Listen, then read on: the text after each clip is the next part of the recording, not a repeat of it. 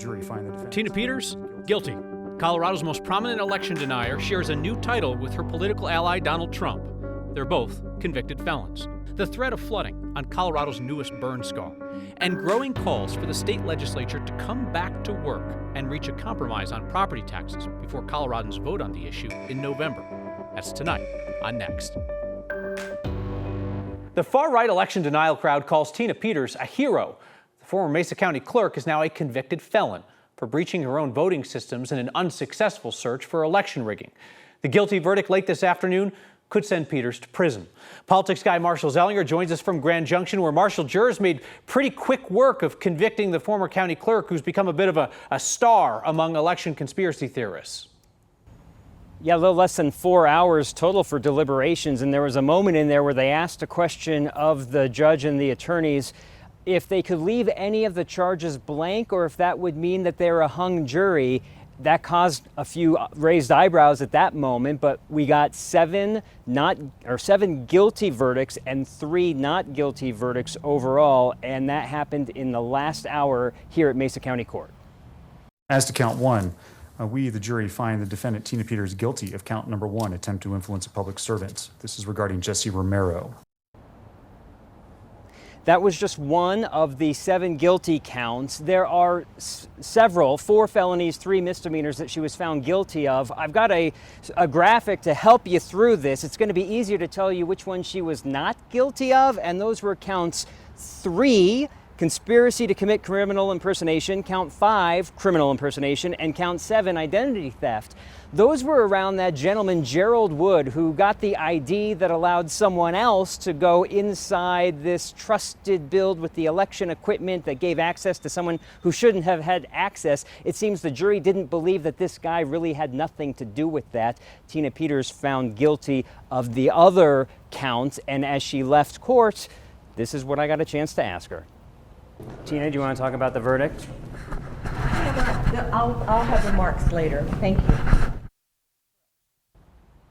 One of the people around her said corruption after she finished saying that she wasn't going to talk at the moment. Not my strongest question, but Tina Peters had tears in her eyes as she was guided to the elevator to leave. Sentencing will take place at the start of October. Kyle, I didn't see much reaction from her when the jury's verdict was read aloud, and the first several were guilty before she heard one not guilty.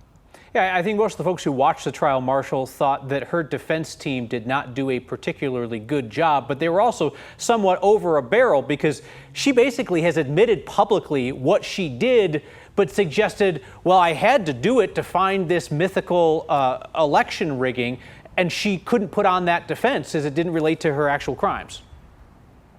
Yeah, and a lot of what the jurors heard from her defense was that maybe it wasn't within policy, but it wasn't a crime. Or when we turned the cameras off, that wasn't a crime. It's probably not what normally happens, but it kept saying like this was not a crime was a theme of the defense's closing. And Kyle, I know people have questions about like, well, what kind of time is she facing if she were to go to prison? I've done the math throughout the day, and based on the 7 guilty counts, by my math, it's anywhere from like 7 3/4 years to the maximum sentence of 22.5 years.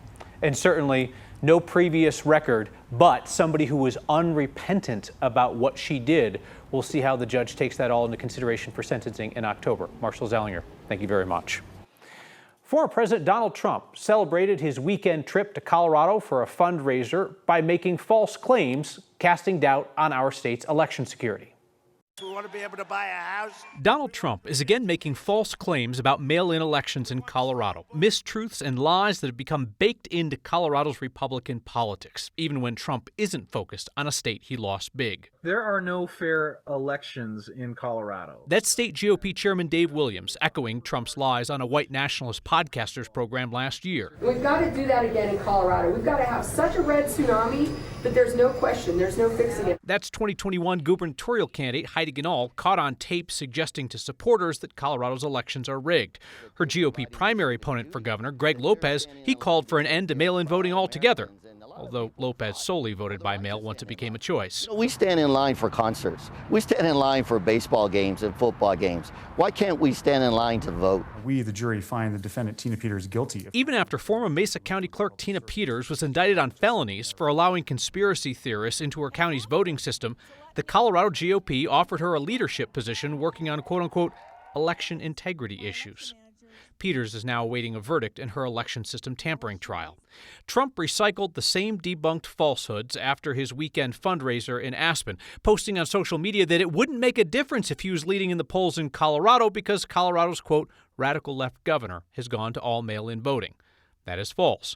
Mail-in voting was passed and implemented by a Republican Secretary of State before Democratic Governor Jared Polis ever took office. Trump's suggestion of fraud in Colorado's mail-in voting is also not supported by evidence. The Conservative Heritage Foundation has tracked 15 cases of confirmed voter fraud in Colorado in the decade of mail-in voting. The two most prominent cases were former state GOP chairman and talk radio host Steve Curtis, who was convicted in 2017, and then murder suspect Barry Morphew, charged with voting his missing wife's ballot for Donald Trump. While we are talking Trump and the presidential race, we learned today that the Democrats' presumptive vice presidential nominee, Governor Tim Walz of Minnesota, will be in Denver Wednesday for a fundraiser. No other information from the campaign except that.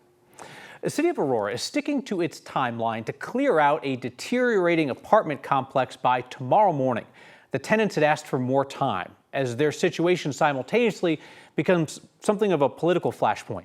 The city says their unprecedented closure of an entire apartment complex is the result of years of dangerous code violations and issues with the property management company. Some conservative leaders on city council claim that the real issue there is that the building near Colfax and Nome is under the control of a Venezuelan gang. The city strongly denies that, and Mayor Mike Kaufman says the apartment is not under the control of the gang. Today, tenants and community advocates asked the city for 9 more days for people to find housing. The city was clear that's not going to happen. We have been working on this property with the residents, with advocacy groups for over 2 years to hold the property owners accountable. And at this point, it is not a safe place to be. And so that is not an option. But we would much rather folks be, again, in a hotel room that's clean and safe for them to be in while they work through finding another place to live. City's offering those tenants hotel vouchers through the end of the month, and once they get new housing, the city says it will pay their security deposits with money out of the city's housing fund. So it looks increasingly likely that Colorado state legislators are coming back to work to come up with a property tax compromise in order to head off property tax cuts that conservatives have put on the ballot for November. There are now a bunch of progressive groups and some key mayors saying that that deal needs to happen. Conservative policy advocates and business groups have proposed 2 tax measures for the November ballot that would permanently lower property tax rates and implement a statewide cap on future tax revenue. If this is approved by voters, they would reduce property tax revenue by about $3 billion. State legislators say that would require the state to spend more than $2 billion a year to mitigate the impacts to schools and local governments. Legislators passed a bipartisan bill this year trying to keep that from happening. They offered about $1 billion in property tax cuts and backfilling lost revenues to schools and local governments. That did not satisfy the Republicans backing the ballot initiatives. So now it is up to Democratic Governor Jared Polis to decide whether to bring legislators back to the Capitol in the next couple of weeks to make further cuts in return for Republicans dropping those ballot questions and, get this, agreeing to a decade-long truce. And the potential changes to 233 are done in that context, that those ballot initiatives would not proceed. And furthermore, not only would those ballot initiatives not proceed, but we have clear representation from those proponents that they would also commit to not bringing back similar ballot initiatives in the property tax space for at least 10 years. Today, dozens of progressive groups as well as healthcare and education industry organizations joined the calls for the special session. The mayors of Denver, Aurora, and Colorado Springs wrote a joint letter saying that they back a deal to avoid the potential passage of those initiatives. They say that they would, quote unquote, drastically defund schools and public safety. I have to thank you for your generous support of the newly created Northern Colorado Disaster Recovery Fund. This is a project of the nonprofit Community Foundation of Northern Colorado. Between one-time weekly donations and your recurring monthly donations to the Word of Thanks Fund, you have raised more than $30,000 for that fund, which is being stood up to help the people impacted by the Alexander Mountain Fire, and then beginning the work repairing the watershed and reforesting that area, and standing ready to address the next natural disaster in northern Colorado. If you know of a nonprofit that could benefit from your incredible generosity, $13 million strong since 2020, please email me your ideas next at 9news.com. Folks there near the Alexander Mountain fire burn area have been warned there's a serious threat of flash flooding today. And a professor who hopes that Colorado's legalization of magic mushrooms could help cancer patients. That's next. We've been watching the Alexander Mountain fire burn scar in Larimer County today for the potential of flash flooding. There's new video of the burn area that we just got today that shows some of the 30 damaged homes from that wildfire that started burning 2 weeks ago. The firefight's largely wrapped up. It's 91% contained after it covered more than 9,600 acres, about 15 square miles. The sheriff's office says the fire was caused by a person. They have not yet said if they think it was an accident or intentional. Burn scar was under a flash flood warning today. It was canceled, but could be brought back later. There are volunteers up there offering sandbags to folks who live near that burn scar. Let's bring Kathy Sabin. What did we see up there today? A third to a half an inch of rainfall, but this, Kyle, as day 3 of heavy rain across that burn scar and also the Cameron Peak burn scar. A flash flood warning was issued for that earlier today as well. And there's more moisture coming in tonight, so we're just watching that area so very closely. The other burn scars were tested over the weekend with the heavy rain, and we didn't know how the Alexander Mountain fire burn scar was going to hold up to the heavy rain, but so far, so good. In the meantime, a few light showers passing over Denver. Temperatures have cooled back to the 70s after a high of 89 today. We were warm after the patchy fog gave way to some sunshine, but that destabilized the atmosphere, and we're tracking severe thunderstorms in northeastern Colorado. Of note is the tornado warning, now 2 in central Weld County, mainly over rural areas. These cells are showing signs of rotation and dropping 2-inch diameter hail, and they're headed for the Pawnee Buttes area, mainly rural areas of Weld County, but a tornado warning out, one of them until 6:15, the other until 6:30. Hail, damaging winds, a big threat from those storms. Severe thunderstorm warning also in effect north of Fort Morgan. This cell is headed northeast. These cells are headed southeast. Some shear is possible and rotation with these storms, something we've also got to monitor, along with additional showers in the foothills over the next few hours. In southeastern Colorado, heavy flooding rain, flash flood warnings in Elbert County and now down into southeastern Colorado. So we're really seeing the big threat being the heavy rainfall with these storms as they cross the foothills out onto the plains. So a flood watch remains in effect for Denver and eastern Colorado through at least 9 o'clock. This potential for storms with hail and heavy rain again tomorrow. Storm Prediction Center does have that area, including Denver, in the outlook for strong storms. We're going to really be watching this area late tonight. This cluster of storms could drop heavy rain and hail between 9 and midnight. We get a break, some areas of fog, and then storms redevelop again tomorrow, tracking from the southwest to the northeast. And again, localized flooding in the burn scar areas will be our prime topic in weather tomorrow. Temperatures will be comfortable through the dinner hour tonight, and your 7-day forecast includes the chance for rain on Tuesday, a little drier Wednesday, Thursday, and we're back to the 90s for Friday and next weekend.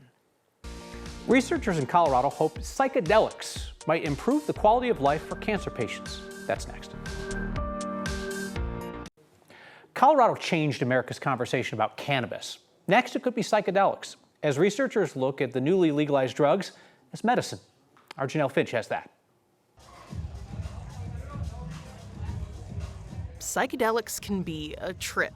Everybody that seeks the mushroom deserves the mushroom and has the right to the mushroom. Magic mushrooms brought Jonathan Cherkos and Eric Burden to an idea. Together, they co-founded Denver's first ever Shroom Fest. Celebration of the mushroom, of the people, of the culture, of the law. 2 years ago, voters passed Proposition 122 to decriminalize psychedelic mushrooms.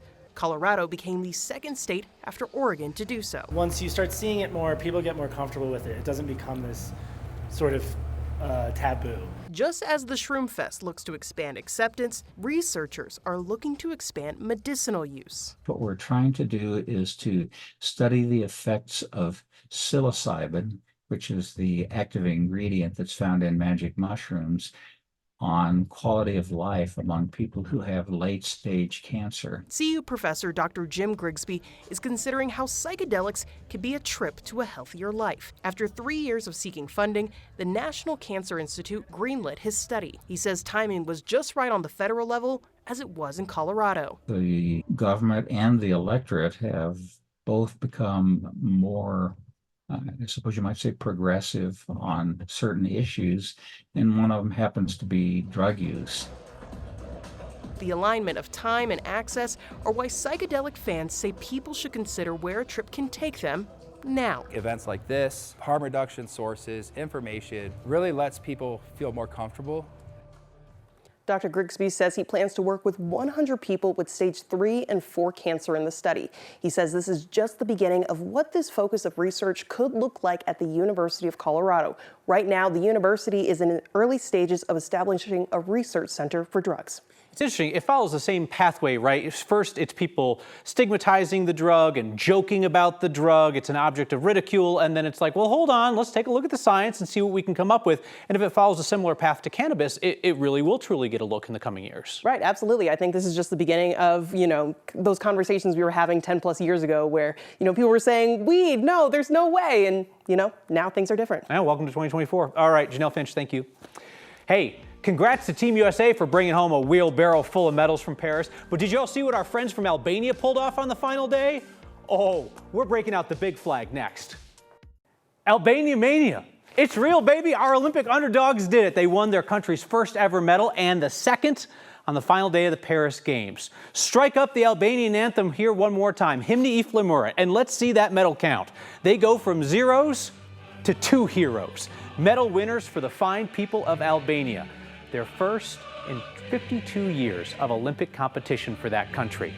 And it was 2 Russian-born champion wrestlers who decided to put in their notice and wrestle for Albania instead, who won bronze for that country. Sherman Valaev was first, followed by reigning European champion Islam Dudayev, who won Albania's second Olympic medal, both bronze, on Saturday. They benefited from a rule in wrestling that allows Olympians who lose to the best in the bracket to come back and wrestle again for a shot at bronze. Now, obviously, our friends in Albania are so far down on the medal count, they're not usually even listed, but ask an Albanian if they are not overjoyed by this. They're as proud as a lot of Americans, as Team USA won 40 gold medals and the most overall at 126. But you got to think, Team USA took 592 athletes to the games compared to Albania's 8. Look at that boat. That doesn't even look safe. If you do the math, and we did, Albania won 1 medal for every 4 athletes that they brought to the games. U.S., it's closer to 1 medal for every 4.7 athletes, which honestly is still bonkers. Go USA. Albania's also won more medals per capita, winning a medal for every million or so Albanians. In the U.S., it's closer to 1 medal for every 2.6 million Americans. I cannot tell you how much I love this. If you have watched Next for years, you know that we always pick an Olympic underdog that has never won a medal. We picked Iceland, no medals. We picked Liberia, this close to a medal. It was Albania who got it done in the end. Feedback from Lynn. Congratulations on Albania's bronze medal in wrestling. What a wonderful way to help people learn about the countries of the world, Lynn writes. I think about the saying that Americans learn their geography from where we're fighting all of our wars. Well, that, Lynn, and the only thing that people knew about Albania when we started was that Cheers song. So now you got the Cheers song and Hymni I Flamura. See you next time.